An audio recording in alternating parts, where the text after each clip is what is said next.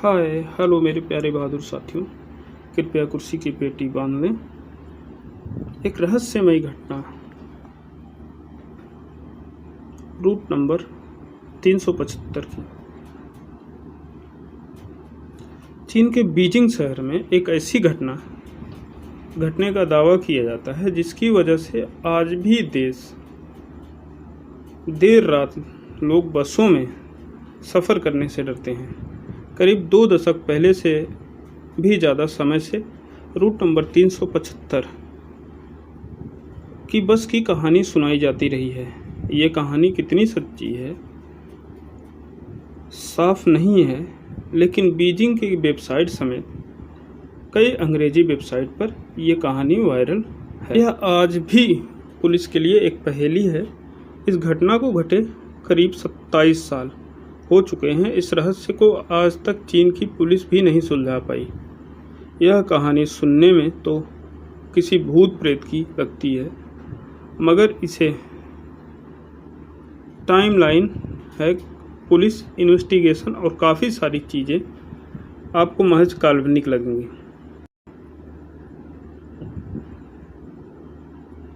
यह एक रात की रहस्यमयी कहानी है जो 14 नवंबर 1995 को घटी थी।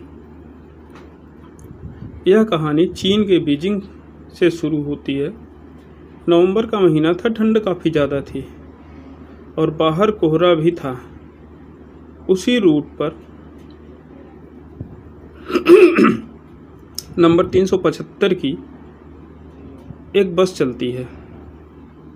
चीन की बस नंबर 375 अपने निर्धारित समय पर युवान मिंग हुनांस बस टर्मिनल से एक्जिंगशान के लिए निकलती है। बस पूरे यात्रियों से भरी थी और कुछ किलोमीटर चलने के बाद बस धीरे धीरे यात्री अपने अपने स्टॉप पर उतरते चले गए।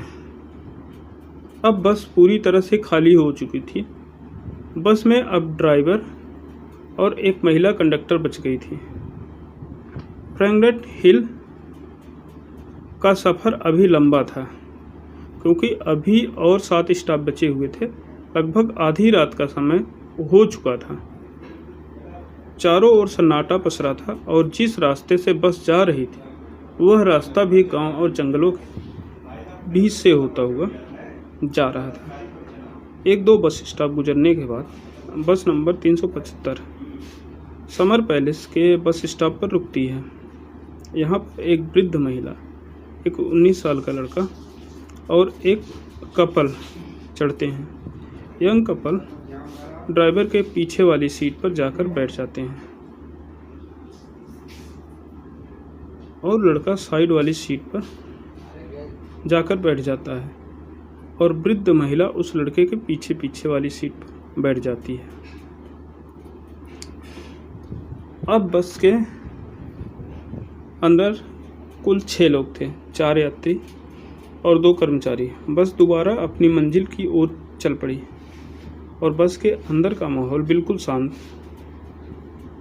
बस जिस रास्ते से होकर जा रही थी उस रास्ते पर कहीं भी कोई इंसान नज़र नहीं आ रहा था, क्योंकि बाहर कोहरा भी घना था और लगभग 4 स्टॉप गुजरने के बाद बस के ड्राइवर को 2 लोग सड़क के किनारे खड़े नजर आए। यह देख पहले तो ड्राइवर ने सोचा कि बस को कहीं रोकूंगा, क्योंकि वह जहां खड़े थे वहां कोई बस स्टॉप नहीं था। लेकिन महिला कंडक्टर के समझाने पर ड्राइवर ने बस रोकी। महिला ने कहा कि इस रूट की आखिरी बस है और इन्हें कोई दूसरी बस नहीं मिलेगी। बस रुकते ही वो 2 लोग बस के पीछे वाले दरवाजे से अंदर दाखिल होते हैं। मगर हैरान कर देने वाली बात यह हुई कि बस रुकते ही वो दोनों मगर हैरान करने वाली बात यह हुई कि सफ़र कर रहे यात्रियों और बस कर्मचारियों के होश उड़ गए। उन्होंने देखा कि ते ही वो लोग बस के पीछे वाले अंदर दाखिल हो गए। मगर तभी हैरान कर देने वाली बात यह हुई कि बस में सफ़र कर रहे यात्रियों और बस कर्मचारियों के होश उड़ गए। उन्होंने देखा कि बस में 2 नहीं बल्कि 3 दाखिल हुए थे। उसमें से 2 व्यक्तियों के चेहरे बिल्कुल सफ़ेद थे। तीसरे व्यक्ति को उन्होंने अपने कंधे के सहारे से खड़ा किया था। तीसरे व्यक्ति का सर नीचे की ओर झुका था, बाल बिखरे हुए थे और उनका चेहरा बिल्कुल ढका हुआ था। तीनों लोगों ने चीन के प्राचीन काल के कपड़े पहने हुए थे। यह तीनों पैसेंजर बस के पीछे वाली सीट पर जाकर बैठ गए। बस में अशांति न फैले इसलिए महिला कंडक्टर ने लोगों को समझाया। उसने कहा कि हो सकता है ये लोग किसी नाटक कंपनी में काम करते हों और देर रात होने की वजह से घर जाने की जल्दी में अपने कपड़े उतारना भूल गए हों। बस नंबर 375 की ओर बढ़ी। अब बस में कुल 9 लोग सवार थे। बस में पहले से जो वृद्ध महिला सफ़र कर रही थी वह बार बार पीछे की तरफ मुड़कर देख रही थी। अब अगला स्टॉप आया तो यंग कपल इसी स्टॉप पर उतर जाता है। बस नंबर 375 फिर से अपनी मंजिल की ओर आगे बढ़ती है। अब बस में 7 लोग।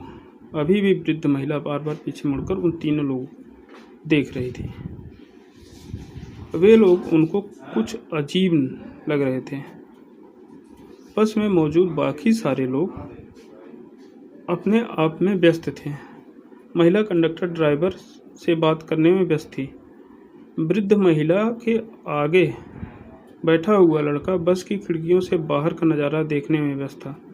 करीब 2-3 किलोमीटर ऐसे ही आगे जाने के बाद वृद्ध महिला जोर से चिल्लाती है और अपने आगे बैठे लड़के को एक तमाचा लगा कहती है, कहाँ है मेरा पर्स? यह सुनकर महिला कंडक्टर वृद्ध की ओर आती है और कहती है, आपका पर्स इसने नहीं चुराया, यह तो आपके आगे बैठा है।